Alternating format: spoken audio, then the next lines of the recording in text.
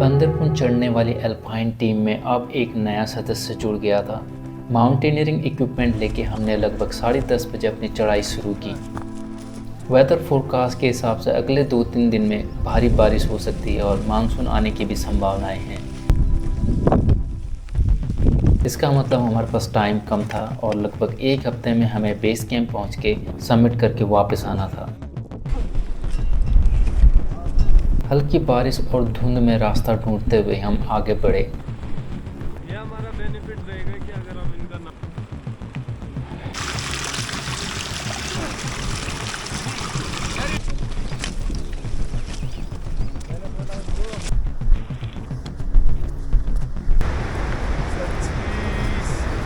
फिर हम पहुंच जाते हैं सोनगाड़ के पुल पर।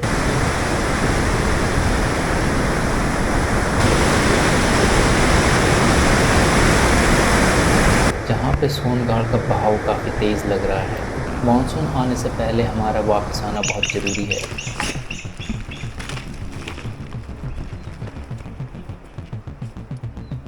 शाम होने ही वाली थी लेकिन हम बेस कैंप के काफ़ी करीब पहुंच गए थे।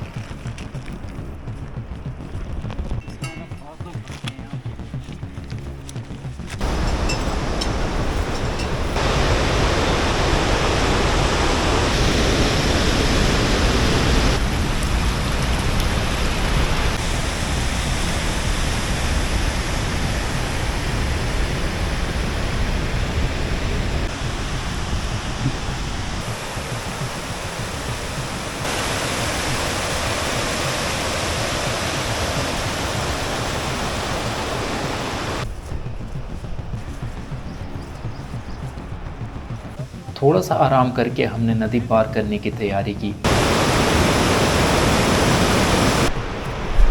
नदी पार कर हमने फिर से चढ़ाई शुरू की।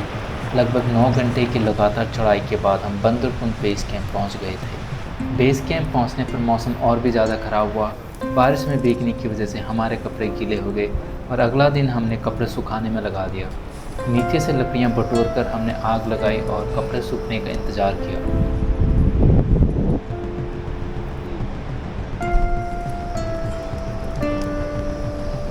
कपड़े सूखते ही हमने अपना बैग पैक किया और अपर कैंप की तरफ निकल गए।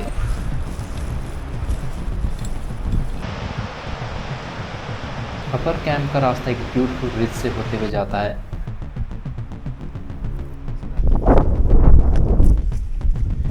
इससे पहले हमने ऊपर वाले कैंप में लोड फेरी करके आधा सामान पहुंचाया हुआ था।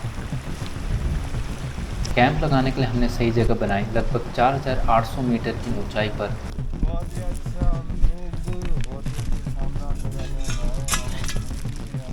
जो ग्लेशियर के काफ़ी करीब था।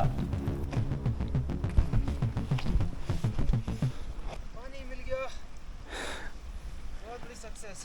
साथ आना हो अगली बार हमारे साथ आना। एलाइट एक्सपीडिशन जैसा हमारा पैकेज रहे। अगले दिन सुबह हमें बंदरपुंज का एक बेहतरीन नज़ारा सामने दिखा। फिर हमने पूजा सेरेमनी करके ब्रेकफास्ट किया और ट्रेनिंग के लिए निकल गए। आज के दिन का हमारा प्लान था ग्लेशियर वॉक और थोड़ा बहुत क्रवास का एक्सपीरियंस लेना। ग्लेशियर में हमारा ये पहला अल्पाइन एक्सपीरियंस होगा, इसलिए हमने सेफ्टी का बहुत ध्यान दिया। थोड़ा सा और रोप ले ले। हाँ, क्या क्या बंदरपुंज के बहुत सारे ग्लेशियर हैं। ये ग्लेशियर भी बहुत बड़ा है और इसको पार करने में हमें काफ़ी टाइम लगा।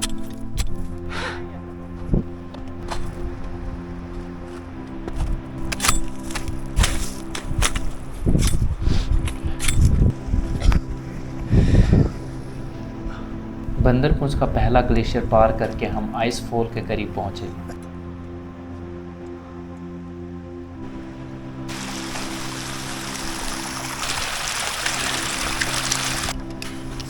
स्नोबार चरण। यहाँ पर हम एंकर बनाने की और आइस क्लाइंबिंग की थोड़ी प्रैक्टिस करके जाएंगे। इसको बताता।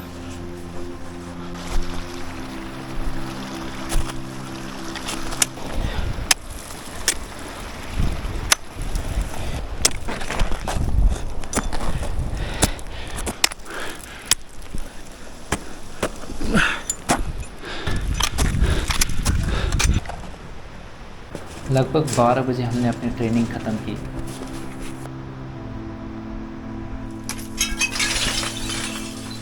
क्योंकि ग्लेशियर पिघल रहा था तो हमारा यहाँ से निकलना बहुत ज़रूरी था। गर्मी की वजह से करवास बढ़ रहे थे और करवास में गिरने का खतरा भी ज़्यादा था। वहीं ग्लेशियर में वाइट वॉश होने का खतरा हमेशा रहता है, जहाँ पे नेविगेशन करना बहुत मुश्किल हो जाता है।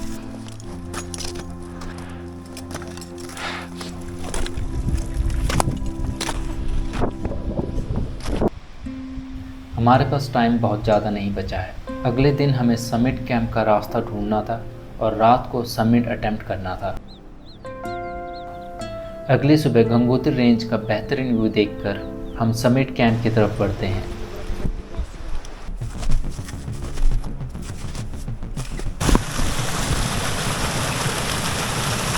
ये कल नहीं दिखा ना हमें। इस बार हमें पहले से भी ज़्यादा करवास दिखे और ग्लेशियर तेज़ी से पिघल रहा था। पहला ग्लेशियर पार कर हम मोरेन में आगे बढ़ते हैं। वहीं हमें दिखती चयान गाड़। ये बंदरपुंज के ऊपर वाले ग्लेशियर से निकलती है। फिर इसका पानी ग्लेशियर के नीचे चला जाता है और नीचे एक बहुत बड़े झरने के रूप में निकलता है। फिर हम बंदरपुंज के दूसरे ग्लेशियर की तरफ बढ़ते हैं।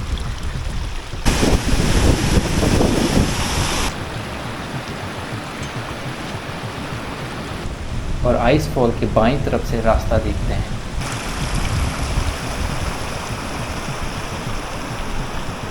लगभग 5100 मीटर की ऊंचाई पर हम अपना समिट कैंप लगाते हैं।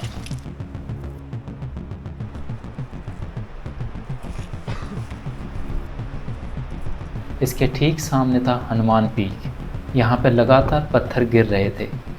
यहाँ से हमने बंदरपुंज के समिट का रूट बनाया और ये डिसाइड किया कि रात के 1 बजे हम समिट के लिए निकलेंगे।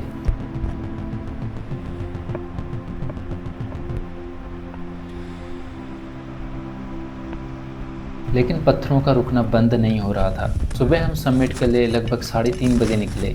रात भर पत्थर गिरने और एवलांच की वजह से हमारा प्लान थोड़ा डिले हो गया। हम चढ़ाई करते हुए लगभग हम 5500 मीटर तक पहुँचे। फिर हमने रुककर रिस्क असेसमेंट किया। जहाँ ग्लेशियर तेज़ी से पिघल रहा है और रॉकफॉल लगातार हो रहे हैं, यहाँ से हमने वापस जाने का निर्णय लिया। हमारा समिट अटैम्प्ट जून 21, 2025 को हुआ था। नीचे मानसून आ चुका था और गर्मी भी ज़्यादा थी। इस वजह से क्लाइंबिंग करना खतरनाक था।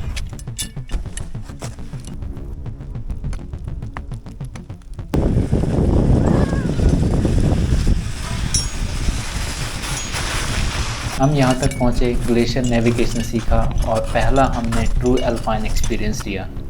हमारे पास कोई महंगे इक्विपमेंट नहीं थे, लेकिन एक स्ट्रॉन्ग टीम थी। जबरदस्त नज़ारे दिखाता हूँ। हैं?